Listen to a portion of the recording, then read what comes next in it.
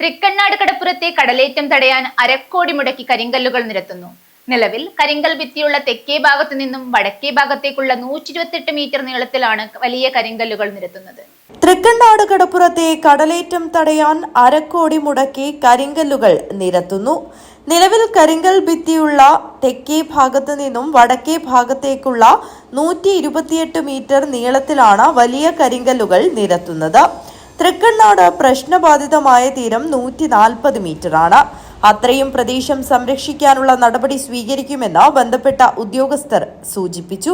തൃക്കണ്ണാട് ക്ഷേത്രത്തിന് മുൻപിൽ നിന്നും കടലിലേക്ക് ഇറങ്ങാനും മീൻപിടുത്ത തൊഴിലാളികൾക്ക് തോണികൾ കയറ്റാനും ഇറക്കാനുമായി 15 മുതൽ 20 മീറ്റർ വരെ വീതിയിൽ തീരത്ത് മണ്ണിനടിയിൽ മാത്രം കല്ല് നിരത്തും. ഈ ഭാഗത്ത് ഭൂമി നിരപ്പ് മുകളിലേക്ക് കല്ല് നിരത്തേണ്ടതില്ലെന്നും ധാരണയായിട്ടുണ്ട്. കടൽ തീരത്തിനടിയിലും മുകളിലുമായി 3.5 മീറ്റർ കല്ല് നിരത്തുന്നതിനാണ് കരാറായിരിക്കുന്നത്. ഒരു കല്ലിന് 300 മുതൽ 1000 കിലോ വരെ തൂക്കമുള്ള വലിയ തരം കല്ലുകളാവണം ഉപയോഗിക്കേണ്ടത്. മൊത്തം 3708.88 മെട്രിക് ടൺ കരിങ്കല്ലുകൾ നിരത്താൻ 50 ലക്ഷമാണ് അടങ്കൽ. ഉടൻ ജോലികൾ തുടങ്ങി മഴക്കാലത്തിന് മുൻപ് പൂർത്തീകരിക്കുകയാണ് ലക്ഷ്യം. ജലസേചന വകുപ്പാണ് പദ്ധതി നടപ്പാക്കുന്നത്.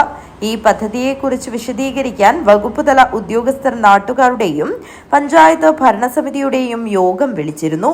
യോഗത്തിൽ ജലസേചന വകുപ്പ് ഉദ്യോഗസ്ഥർക്ക് പുറമെ panchayat president PV Rajendran, ward member Shambhu Bekal, Kottikulam Kurumba Bhagavathi ക്ഷേത്രം ഭരണസമിതി president VR Vidyasagar, secretary Bhargavan Kottikulam തുടങ്ങിയവർ പങ്കെടുത്തു.